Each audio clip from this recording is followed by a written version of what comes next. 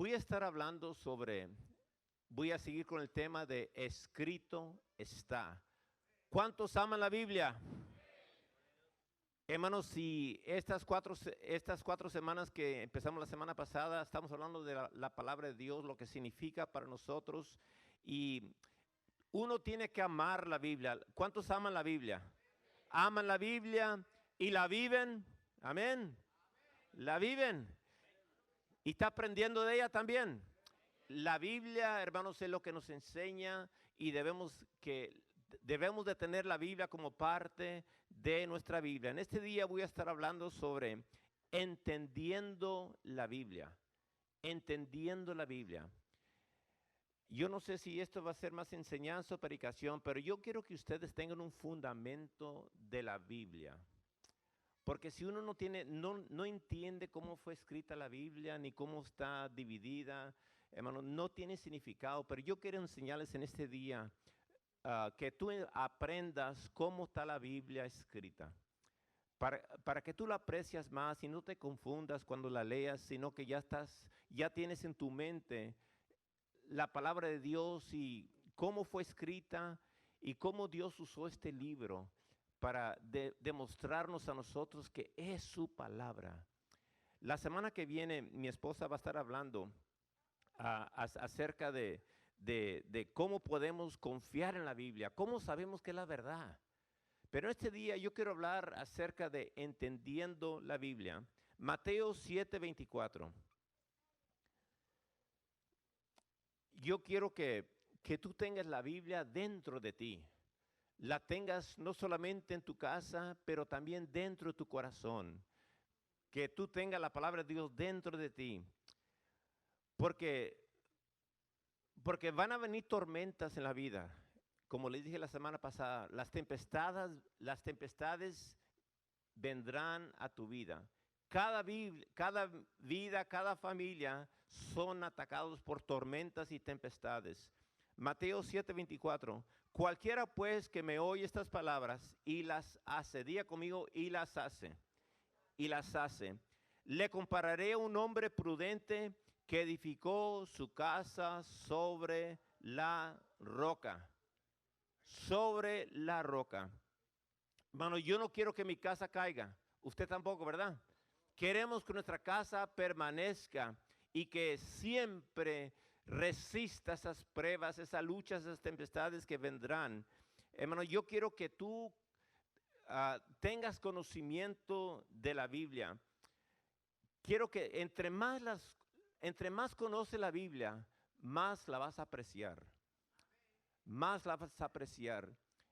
Estamos nosotros para completar 43 años de casados. Y entre más la conozco, más la aprecio. Yo todavía escucho historias de su vida, de su niñez, que yo no sabía. Hermanos, y me quedo, wow, ¿eso hiciste? Hermano, y ya después de 43 años, todavía aprendo cosas nuevas de ella. Así que uno nunca va a entender, ¿verdad, hombre, las mujeres, ¿verdad? Pero por lo menos estamos tratando de aprenderlas. Están alambradas un poquito diferente y el hombre no entiende. ¿Qué? No entiendo yo. Es que las mujeres piensan diferente. Pero nosotros, hermanos, entre más pasamos tiempo con ellas, más comprendemos, ¿verdad? Y entre más pasas tiempo con la palabra de Dios, más te vas a enamorar de Jesús. Te vas a enamorar de Él. Tú tienes que conocer la palabra de Dios.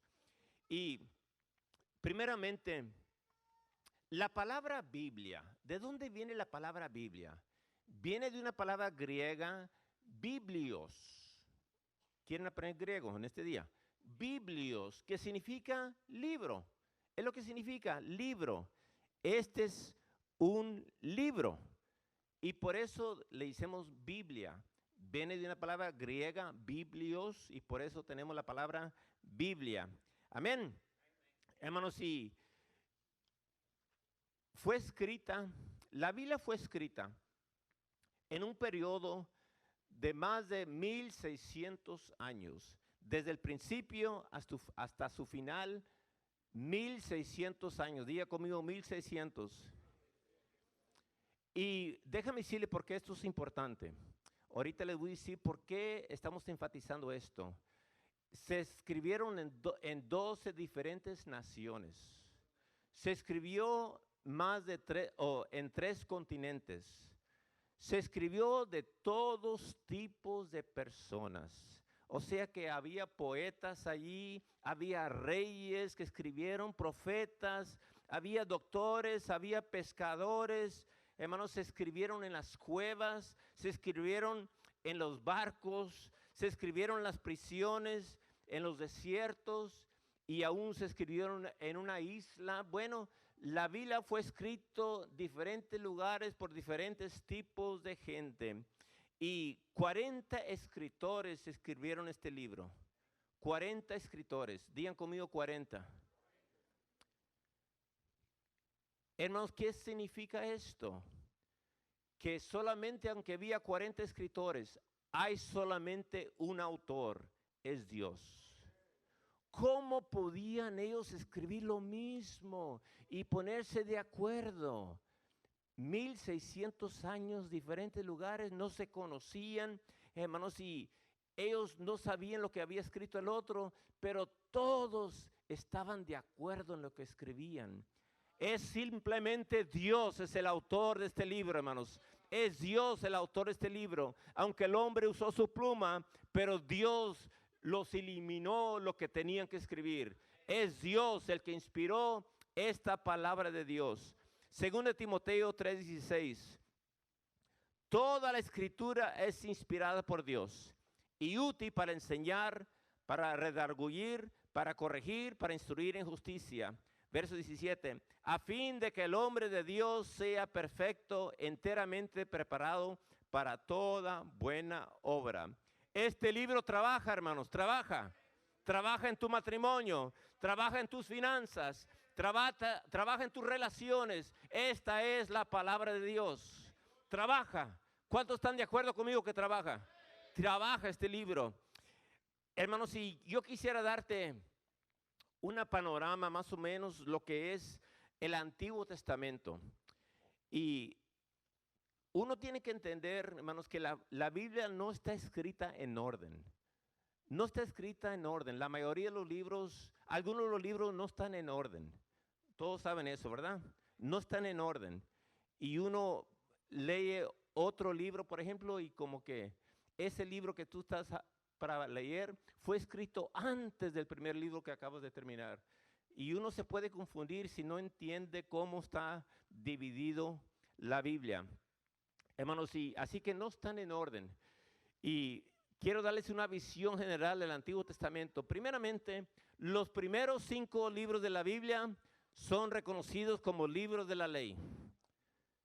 Génesis, Éxodo, Levítico, Número, Deuteronomio. Son libros de la ley. Génesis hasta Deuteronomio. Después tenemos los libros de historia. Son 12 libros. De Josué hasta Esther. Son libros de historia. Tenemos también libros poéticos. Job, Salmos, Proverbios, Eclesiastés, Cantares. Son libros poéticos. De Job hasta Cantares. Hermanos, y cuando uno lee, por ejemplo, los salmos están escritos por diferentes autores. No todos los salmos los escribió David. Algunos salmos los que escribió Moisés, algunos salmos los escribió Asaf y otros escritores. Y uno puede colocar algunos de esos salmos en la historia. Y por eso uno tiene que saber, hermanos, que la Biblia no está escrita en orden completamente. Los libros proféticos, hay 17 libros proféticos. 5 profetas mayores, de Isaías hasta Daniel, y 12 profetas menores. Ahora, mayores y menores no significan que son más importantes unos que otros, significan simplemente que son más largos, más extensos. De Isaías hasta Daniel son libros mayores de los profetas porque son más largos que los profetas menores. Los menores son de Oseas hasta Malaquías.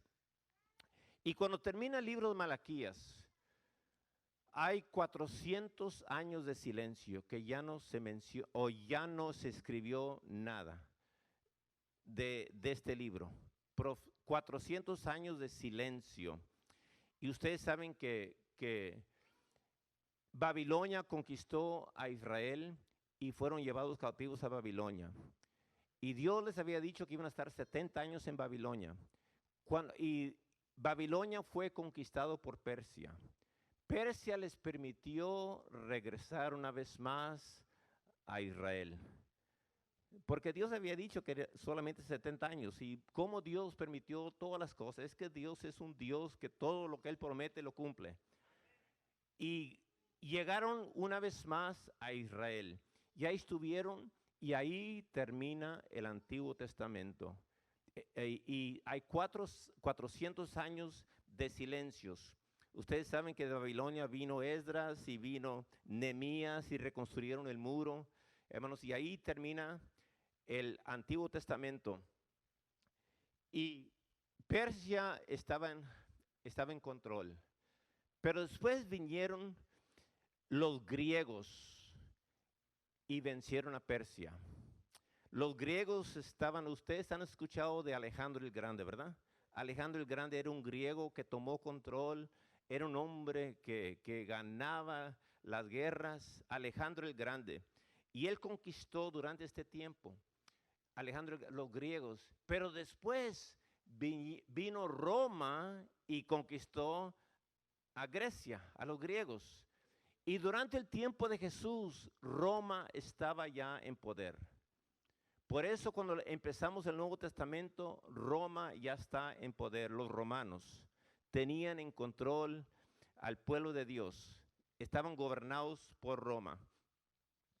Así que quiero darles ahora un repaso del Nuevo Testamento, lo que es el Nuevo Testamento. El Nuevo Testamento empieza con los evangelios, Mateo, Marcos, Lucas y Juan. Amén. Y cuando uno lee, no son 4 historias diferentes, simplemente es la historia de Jesús a través de 4 diferentes escritores que vieron cosas diferentes, un poquito, punto de vista un poquito diferente. Mateo, Marcos, Lucas y Juan. Después tenemos el libro Los Hechos, que es los registros históricos de la primera iglesia. Y nosotros tratamos de tener un modelo más o menos como la iglesia primitiva. Queremos modelarnos a través de la iglesia primitiva o como una iglesia primitiva en el libro Los Hechos. Y las iglesias fueron plantadas después que Cristo ascendió al cielo y las cartas fueron escritas, las epístolas para enseñar a las iglesias cómo deben de vivir. Las epístolas de Pablo, de Pedro. Tenemos las epístolas que gobiernan ahora las iglesias. Y hermanos, y se escribieron un total de 21 epístolas, de Romanos hasta Judas. Son libros que escritas por estos hombres de Dios, apóstoles, que instruyeron a las iglesias cómo debían de conducirse. Y por último, tenemos el Apocalipsis. El Apocalipsis es una profecía de los últimos acontecimientos y la eternidad que nos espera. Ese es el libro de Apocalipsis. Y, hermanos, todo el libro de Apocalipsis fue revelado a un hombre, el apóstol Juan, en una isla de Patmos. Y él escribió lo que Dios le dijo que escribiera. Yo quisiera, hermanos, que ustedes supieran que la Biblia se vuelve a repetir lo antiguo y lo nuevo, con lo nuevo. Es como un espejo, y ahorita me voy a explicar. Todo lo que se hizo en el antiguo se vuelve a repetir en el nuevo. El drama de la Biblia, la imagen en un espejo. Ustedes saben que Dios hizo al hombre justo y perfecto en el jardín del Edén, ¿verdad? En el paraíso. Dios creó al hombre justo y perfecto. No había vergüenza, no había culpabilidad, ni siquiera llovía. Salía un vapor de la tierra y regaba las plantas.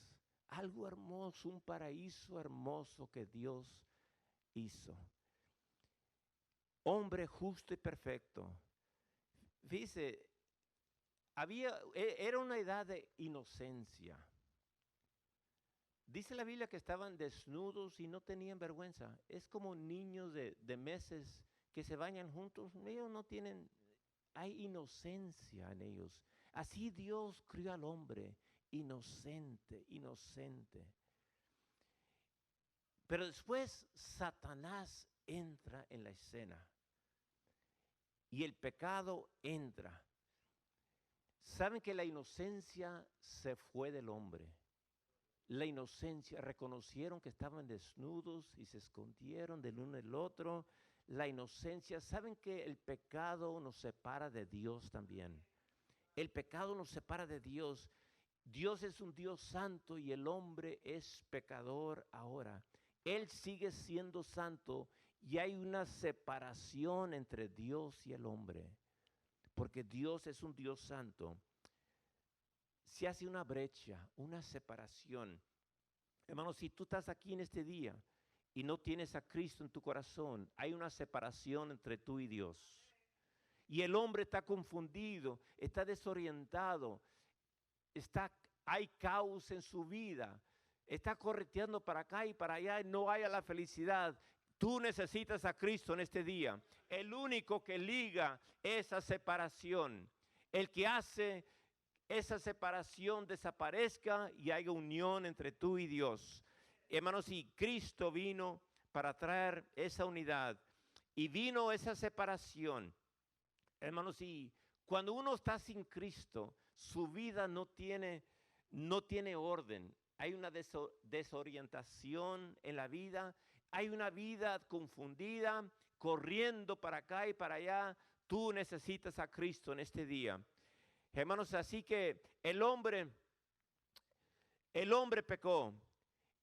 En el capítulo 6 de Génesis hasta 9, dice la Biblia que el mundo fue juzgado y el mundo fue destruido.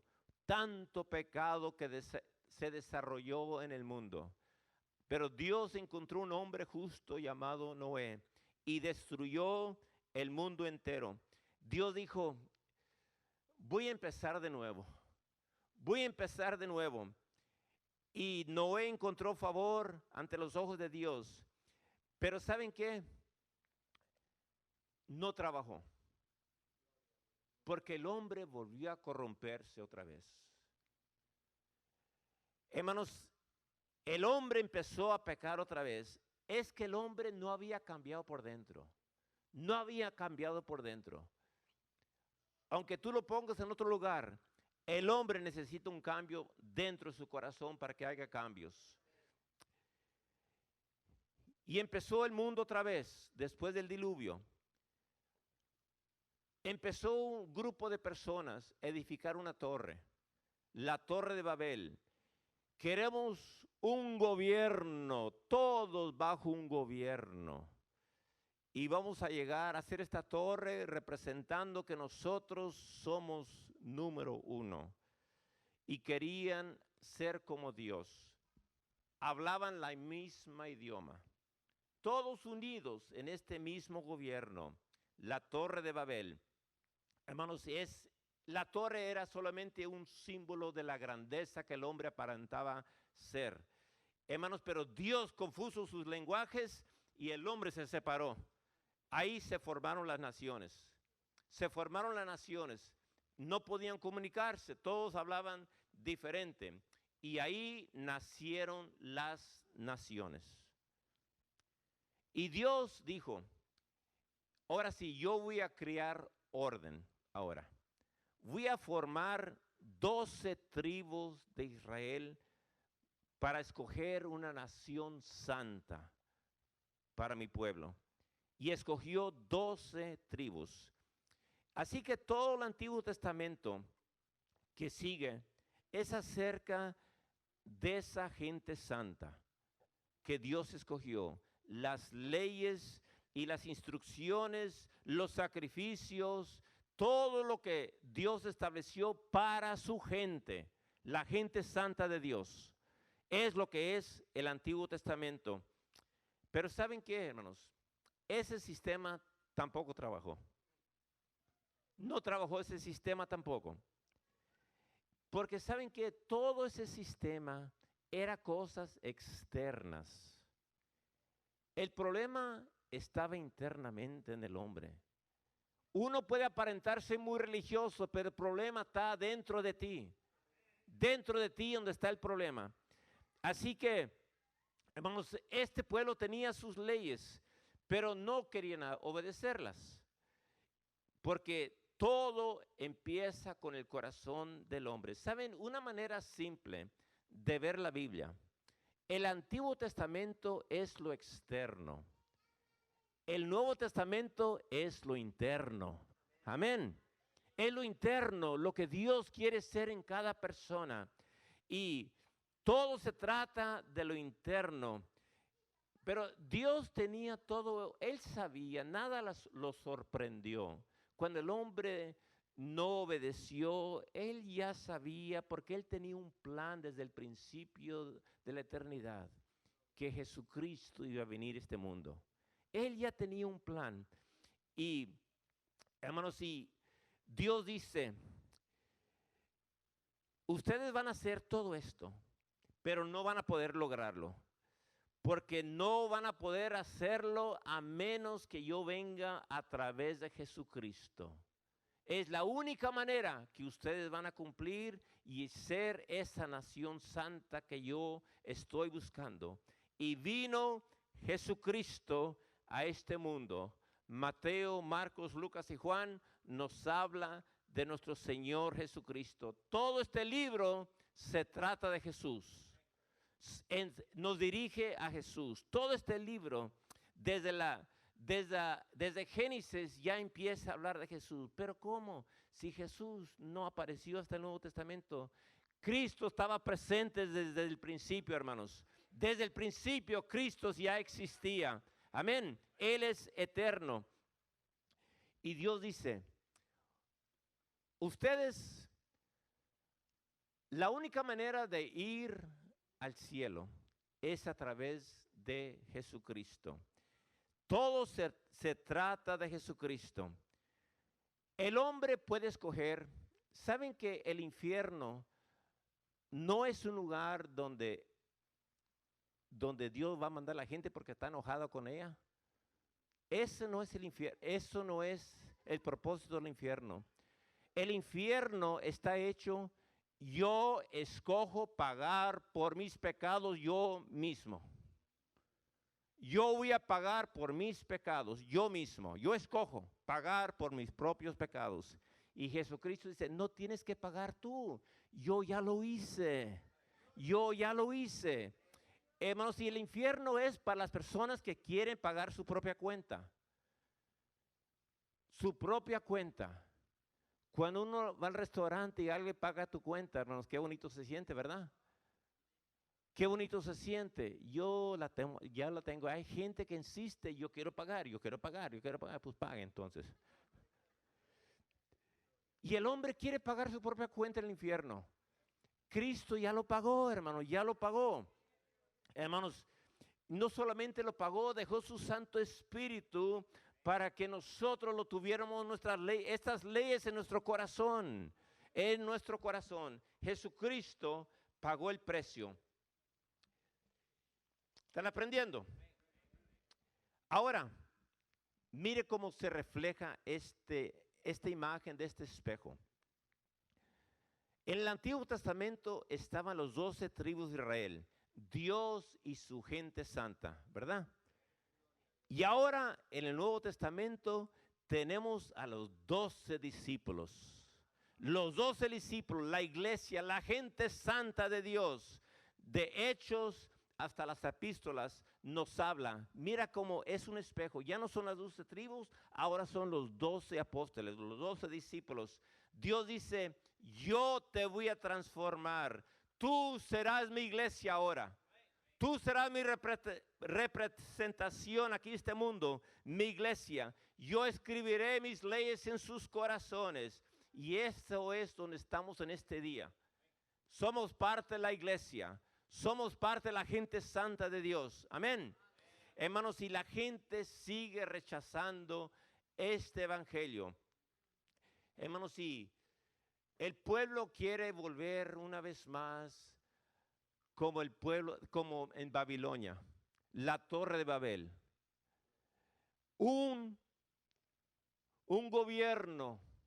Y saben que viene un gobierno, el gobierno del anticristo que va a venir sobre esta tierra. Un gobierno, un gobierno. La gente no va a poder comprar ni vender a menos que tenga la marca de la bestia. Es un gobierno mundial que se va a establecer. Yo no sé cómo será esa marca, pero dice la Biblia que en la frente o en la mano derecha será esa marca. Yo imagino que tendrán un chip aquí en la frente, no sé. Uno va a Walmart, yo voy a pagar por esto. Pero van a tener una marca.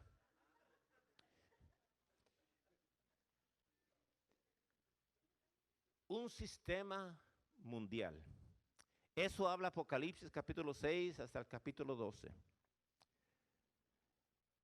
Pero después Cristo viene, hermanos, a juzgar. El mundo será juzgado y destruido. El mundo fue juzgado y destruido cuando el diluvio, ¿se acuerdan? Ahora va a ser, esa fue por agua. Ahora va a ser destruido por fuego.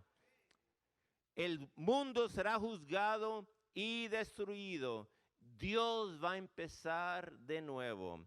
Pero ahora hay un remanente de personas que lo tienen en sus corazones. Amén. Dan gloria a Dios por esto, hermanos. Ya no será el mundo juzgado por agua, sino por fuego. Y Dios tendrá su gente remanente. Hermanos, y Satanás, en el capítulo 3 hasta el capítulo 5 de Génesis, vemos que Satanás entra a la escena del mundo, ¿verdad? El pecado cuando tentó al hombre, entra a la escena. Pero aquí en Apocalipsis capítulo 20, Satanás y el pecado salen de la escena. Amén, dan gloria a Dios por esto, hermanos. Salen de la escena. Y Satanás está atado y últimamente va a ser destruido por siempre y por siempre. Y ahora tenemos Dios redimido en el paraíso. En el Antiguo Testamento teníamos Dios y el hombre justo y perfecto en el paraíso, en el jardín del Edén. Pero ahora tenemos otro paraíso, Dios y el hombre redimido en el paraíso. Apocalipsis 21 y 22. Y sabes que tú eres parte de esa historia. Tú eres parte de esa historia. Hermanos, somos redimidos.